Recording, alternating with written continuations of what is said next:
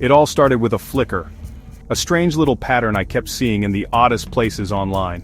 I spend a lot of time digging through the deep, dusty corners of the internet. Think of it as digital archaeology. I was sifting through archived forums from the late 90s looking for old code snippets. And there it was. A line of text that made no sense at all. It was a jumble of symbols and characters like a keyboard had a seizure. I dismissed it at first. Probably just corrupted data. We see that all the time. It's the digital equivalent of Rust, but then I saw it again, and again, in different forums, in different old code comments. It was always slightly different, but the structure was the same. A ghost in the machine. My brain loves a good puzzle. It's the builder in me. When something doesn't fit, I have to figure out why. This strange code was a piece that didn't belong. It wasn't random noise. Randomness has its own look, its own feel. This was different. This had structure. It had a rhythm. I started collecting every instance I could find. I put them all into a single document, a digital scrapbook of nonsense. Side by side, the patterns started to pop out. Certain symbols always appeared in pairs. Others seemed to act like punctuation. It was like looking at a language I'd never seen before. A language that nobody seemed to be speaking, but was everywhere if you knew where to look. The initial theory was simple. It's just a broken character encoding. A common problem when you're dealing with data from decades ago. Computers used to speak in different dialects, and sometimes the translation gets messy. So I ran it through every decoder I could think of. Nothing worked. The output was always just as garbled as the input. This wasn't a simple mistake. This wasn't an accident. The feeling started to creep in, that thrilling, exciting feeling I get right before a big build. The one that tells me I'm on the edge of a discovery. This code wasn't broken. It was hidden. It was designed to be unreadable. The question was, by whom and why? My workshop is filled with things I've built to solve problems. This was a new kind of problem. One that required a new kind of workshop. My computer became my workbench. The clues were my raw materials. My mission, which I had wholeheartedly chosen to accept, was to unravel this thing. I started treating it like any other myth. Can you find a hidden language buried in the internet? It sounds crazy, it sounds impossible. And that's why I had to try. I was no longer just browsing old forums, I was on a hunt, I was chasing a ghost. And the only tracks it left were these cryptic lines of code. The game was on. My search needed a new direction. Modern search engines were useless. They saw the code as junk, so they ignored it. I had to go old school. I started diving into archives of bulletin board systems, or BBSs. These were the social networks of the 1980s, long before the web as we know it existed. It was a slow, painstaking process. Imagine searching for a single page in a library where all the books are unlabeled. I was looking for any discussion about custom encryption, secret languages, or private communication methods from that era. For days, I found nothing but digital dust and dead ends. It was frustrating, but I've learned that failure is always an option. It's data. Then I got a hit, a big one. It was a post from 1988. A user with the handle Cypher was talking about a new kind of personal shorthand. He described it as a way to embed messages in public forums without anyone knowing. He called it Echo. The post was vague, but it included a small sample of the code. My heart skipped a beat. It was the same structure, the same symbols, the same rhythm. I had found the origin. This wasn't just a random project, it was a deliberate creation, a tool for hiding in plain sight. This Cypher character was my patient zero, the architect of this whole mystery. The breadcrumb trail started to form. I searched for every post ever made by Cypher. He was active for about 2 years, from 1987 to 1989, and then he just vanished. In his posts, he talked with a small group of other users about cryptography, privacy, and the future of the internet. They were worried about who would control the digital world. They saw a future where everything you said could be monitored. Echo was their answer. It was a way to talk freely, a digital whisper that could travel through the loudest rooms without being heard. It was a beautiful, elegant, and slightly paranoid idea. I loved it. I felt a strange connection to these digital pioneers. They were builders, just like me. They weren't using wood or metal, they were using logic and code. They were building a fortress of privacy. Each new post I uncovered was another piece of the blueprint. I found discussions about symbol frequency, about how to make the code look like data corruption, and about the key system they used. It wasn't a single key, but a method. A set of rules for how to translate the symbols. They never posted the full rules, of course, that would defeat the purpose. But they left enough clues, enough little pieces scattered across dozens of conversations.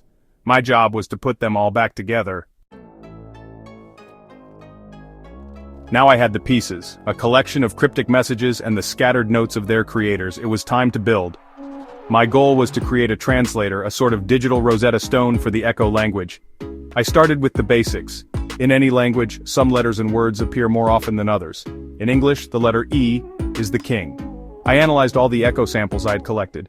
I ran a frequency analysis. A few symbols stood out, appearing far more often than the rest.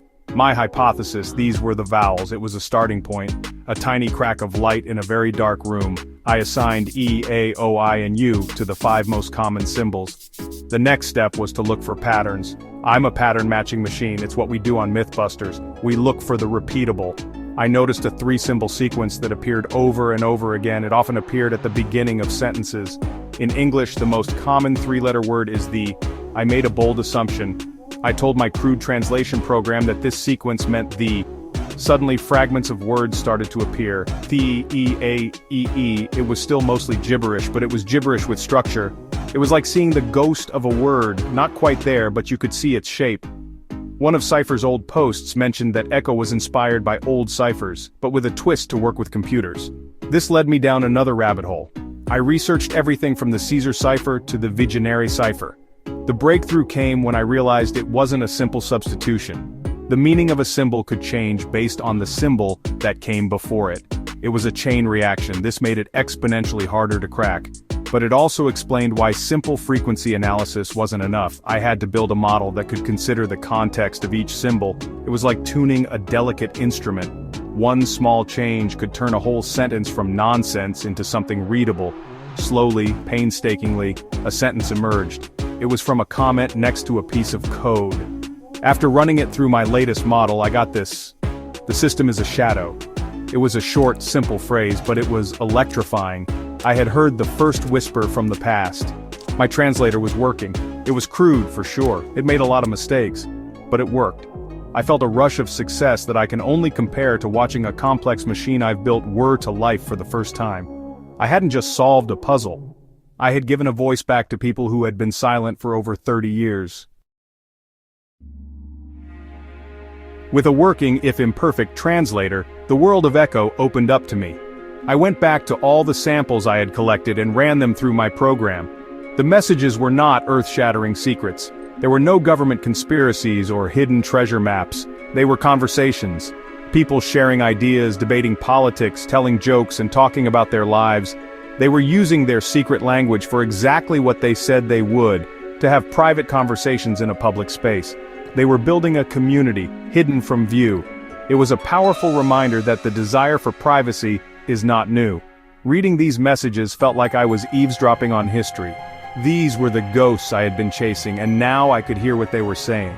They talked about their hopes and fears for the digital frontier they were exploring. They were worried about corporations taking over. They worried about losing the freedom and chaos that defined the early internet. In a way, they were prophets. They saw the future we are living in now, and they built a small lifeboat for themselves. Finding this language was like discovering a lost diary, filled with the thoughts of people who were present at the creation of our digital world. Unraveling this mystery has been one of the most satisfying builds of my life. It wasn't made of steel or explosions, but of pure curiosity and logic. It's a testament to the idea that there are still secrets out there, hidden in plain sight, just waiting for someone to be curious enough to look. This language was never meant to be lost. It was meant to be hidden. It was designed to be a quiet space in a world that was only going to get louder. The creators didn't lose the key, they just walked away, leaving the door locked behind them. They trusted that the obscurity would be enough. In the end, this project became more than just cracking a code. It was about connection. It was about reaching back through time and shaking hands with the architects of our digital age. It shows that even in a world of data and algorithms, the human element is always there. Someone, somewhere, made a choice. They wrote a line of code, created a symbol, or shared a secret message. And sometimes, if you are patient and stubborn enough, you can find those messages. You can hear the echoes they left behind. And that, for any explorer, is the greatest reward there is.